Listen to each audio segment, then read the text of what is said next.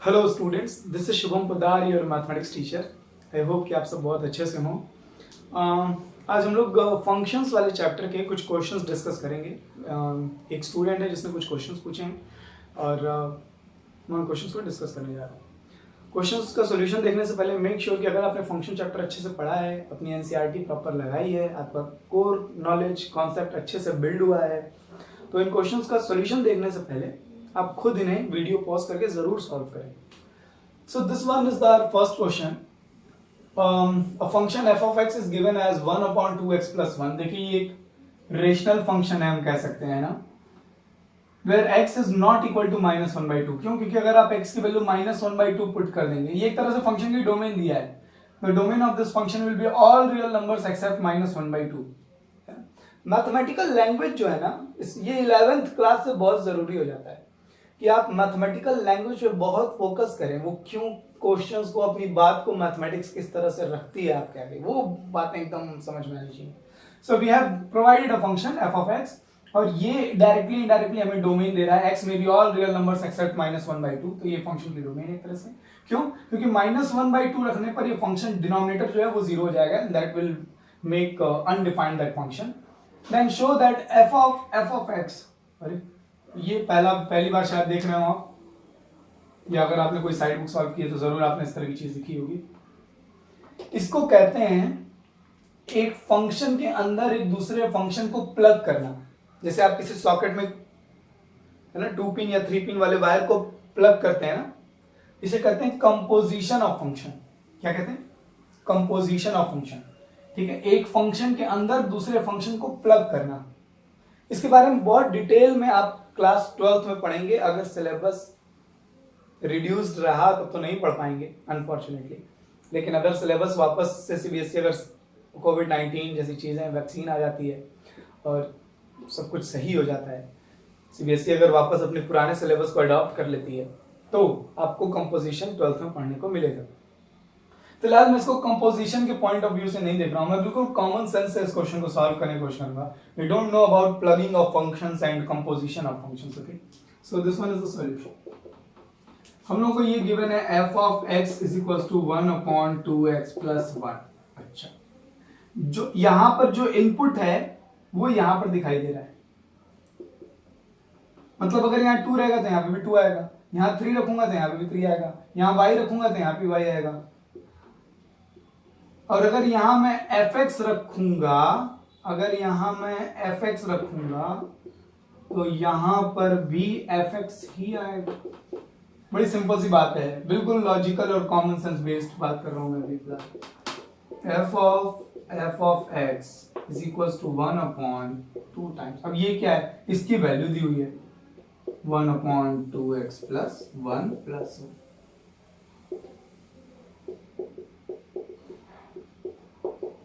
Solve कर लेते हैं इसको। ये 2 तो ऊपर मल्टीप्लाई हो जाएगा, 2x plus 1 एलसीएम आ जाएगा। तो ये जो 2x plus 1 एलसीएम वगैरह लेने के बाद ऊपर चला जाएगा अपॉन ये 2, ये 2x plus 1 का 1 में मल्टीप्लाई होगा,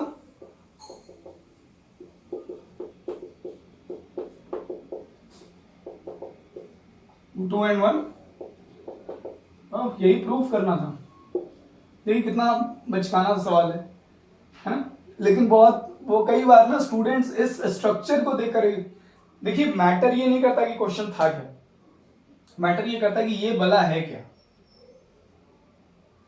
तो जिस भी बुक से आप ये क्वेश्चन पूछ रहे हैं या जहां से भी ये क्वेश्चन आपने पुट किया है, उस बुक वाले का ऑब्जेक्टिव ये नहीं कि आपको कोई नया कॉन्सेप्ट बताएं। वो उस बुक वाले का ऑब्जेक्टिव बिल्कुल सिंपल सा ये है कि आप अपना कॉमन सेंस यूज करके, it's not about you know to have a knowledge about plugging of functions और composition of functions. It's all about how do you use your common sense about the functions theory. You know, हमको मालूम है कि ये जो input है वो यहां दिखाई दे रहा है, तो यहां पर जो इनपुट है वो यहां दिखाई, मतलब यहां पर ये जो ये x की जगह अगर मैं fx रखूंगा तो ये fx यहां दिखाई देगा। बिल्कुल सिंपल है, देखिए कोई नई चीज नहीं थी इसमें। अच्छा, यहां लिखा हुआ x माइनस 3/2 नहीं होना चाहिए, ऑब्वियस सी बात है। अगर आप x माइनस 3/2 रखेंगे तो इसका डिनोमिनेटर 0 हो जाएगा, which is again make this function undefined. So बड़ा सिंपल सा काम था ये। आई होप आपको समझ में आया होगा। ठीक है, इसमें ऐसा कुछ था नहीं। Just take a screenshot of this. Okay. Okay, so our next question is, if f is a real function, I hope आप real function के बारे में जानते हो, defined by f of x is equals to x minus 1 upon x plus 1, where x is not equal to minus 1, ये तो obvious बात है अभी जैसा, अगर x minus 1 हो गया तो ये undefined, एक तरह से ये डोमेन दे रहा है. In this case the domain of the function, yeah, function is defined for all real x except minus 1. Then prove that f of 2x is equals to this structure. अच्छा, तो आपको मालूम अब तो ये समझ चल गया होगा कि इसको कैसे निकालना है ना. यहाँ x की जगह यहाँ x है तो यहाँ x minus 1 upon x plus 1, यहाँ 2x है तो यहाँ 2x minus 1 upon 2x plus 1 है. LHS RHS सॉल्व करेंगे और बस इक्वल दिखाना है. तो इस तरह के क्वेश्चंस ऐसा नहीं कि बहुत टिपिकल होते हैं, ठीक है, बट ठीक है. अगर आई होप आपको बात समझ में, अगर पहला क्वेश्चन आपको समझ में आया तो ये तो एकदम दिख गया होगा कि हाँ इसको कैसे टैकल करना है. मेक श्योर कि आप वीडियो पॉज कर रहे हो और खुद पेन चला रहे हो, ठीक है. सबसे पहले हमको खुद को ही चांस देना होता है, हमें सबसे पहले खुद को ही ट्रस्ट करना होता है. मेक श्योर कि आप खुद पहले लगाएं, उसके बाद ही मेरा सोल्यूशन दें, किसी का भी सोल्यूशन दें. सो फटाफट से f ऑफ 2x क्या हो जाएगा, 2x minus 1 upon 2x plus 1. यहाँ x है तो x minus 1 upon x plus 1, यहाँ 2x होगा तो 2x minus 1 upon 2x plus 1. इसको बना लिया क्वेश्चन नंबर 1. अब RHS, ये LHS है हमारा एक तरह से, अब RHS सॉल्व कर लेते हैं. 3 times f of x plus 1 upon f of x plus 3. तो 3 f of x की वैल्यू दी हुई है x minus 1 upon x plus 1, x minus 1 upon x plus 1 plus 3. Okay, तो एलसीएम वगैरह लेना पड़ेगा. 3 का अंदर मल्टीप्लाई जाएगा, 3x minus 3, ये x plus 1 का 1 में मल्टीप्लाई होगा, अपॉन में x plus 1 आएगा. इसका डिनोमिनेटर, ये एलसीएम लेने के बाद इस न्यूमरेटर वाले फंक्शन में डिनोमिनेटर x plus 1 आएगा. यहाँ भी एलसीएम लेने के बाद डिनोमिनेटर x plus 1 आएगा, वो x plus 1 और ये x plus 1 कैंसिल हो जाएगा. तो मैं यहाँ x plus 1 लिख नहीं रहा. यहाँ देखिए ये x plus 1 का 3 मल्टीप्लाई होगा और यहाँ अपॉन में x plus 1 आएगा, वो x plus 1 और इसका x plus 1 कैंसिल हो गया. Okay, so 3x and x 4x minus 3 plus 1 minus 2, 3x and x 4x plus 3 minus 1 plus 2. अच्छा, ये तो 2 कॉमन लेके कैंसिल हो जाएगा. 2x minus 1 upon 2x plus 1, ये क्या आ गया, 2x minus 1 upon 2, ये तो f of 2x था. प्रूव्ड.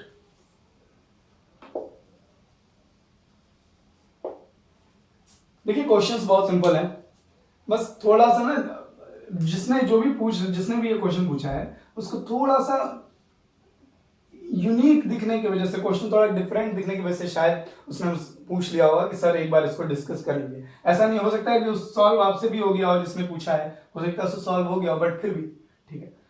मेन के हाँ शायद ऑब्जेक्टिव ये रहा होगा थोड़ा इस टाइप के क्वेश्चंस पर थोड़ा सर डिस्कस कर लें, शायद ये बात रही हो. सो इस तरह के क्वेश्चन में कुछ होता नहीं है, इसके स्ट्रक्चर को देख करके या इस तरह की शक्ल देख करके कभी भी पैनिक करने की जरूरत नहीं है. Just use your common sense. Okay, 11th and onwards आप जब मैथमेटिक्स में हैं तो हमेशा सबसे पहले अपना कॉमन सेंस यूज कीजिए कि हाँ क्या दिया हुआ है, कैसे उसको टैकल कर सकते. Just take a screenshot of this. Okay, so this one is our next question, that is third question. If f is a function defined from the set of real numbers to the set of real numbers, this is the set of domain, this is the set of codomain, defined as f of x plus y is equals to f of x plus f of y. ये देखिए function को एक unique way में define कर रहा है. Question पूछा गया और अगर f of 1 मतलब अगर इस फंक्शन को 1 इनपुट दें तो वो आउटपुट 7 दे रहा है, then we have to find this value sigma of from r is equals to 1 to n f of r. बहुत देखने से ऐसा लगेगा कि ये कैसा क्वेश्चन आ गया, ठीक है. ये क्वेश्चन पूरी तरह से 11th फंक्शंस कॉन्सेप्ट पर बेस्ड है. अगर आपने 11th में फंक्शंस पढ़ रखा है तो आप इस क्वेश्चन को सॉल्व कर देंगे. और अगर मुझे ठीक याद है तो शायद ये क्वेश्चन AIEEE में पूछा हुआ है, जो इस समय जेईई मेंस है. मुझे ईयर एग्जैक्ट याद नहीं है, बट शायद ये क्वेश्चन AIEEE में पूछा हुआ है. And this one is very simple and cool question मैं कहूँगा इसे, क्योंकि अभी आपको समझ में आएगा जब हम लोग सॉल्व कर लेंगे इसे कि कूल क्यों है. आप ध्यान दीजिए इस पर, इस पर ध्यान देने की वजह, क्योंकि ऐसा रिप्रेजेंटेशन शायद हम सॉरी 11th मैथमेटिक्स में 11th एकेडमिक्स में पहली बार कर रहे हैं, देख रहे हैं। ये क्या बता रहा है कि अगर इस फंक्शन में अगर इस फंक्शन का इनपुट दो अलग अलग नंबर्स का सम है, तो दो अलग अलग नंबर्स के सम को जब हम इनपुट की तरह ट्रीट करेंगे, that will be equal to the output of the function from any one of the input plus the output of the function from the other input. I hope आप इस बात का कहने का मतलब ये कि अगर हमको एफ ऑफ 3 की वैल्यू चाहिए, तो एफ ऑफ 3 में लिख सकता हूं एफ ऑफ 1 प्लस 2, और ये इक्वल हो जाएगा F of 1 plus F of 2 के। ये इस फंक्शन की प्रॉपर्टी है कि वो x प्लस वाई का आउटपुट x के आउटपुट प्लस y के आउटपुट के बराबर दे रहा है। इस तरह से आप समझिए, ये फंक्शन की प्रॉपर्टी है।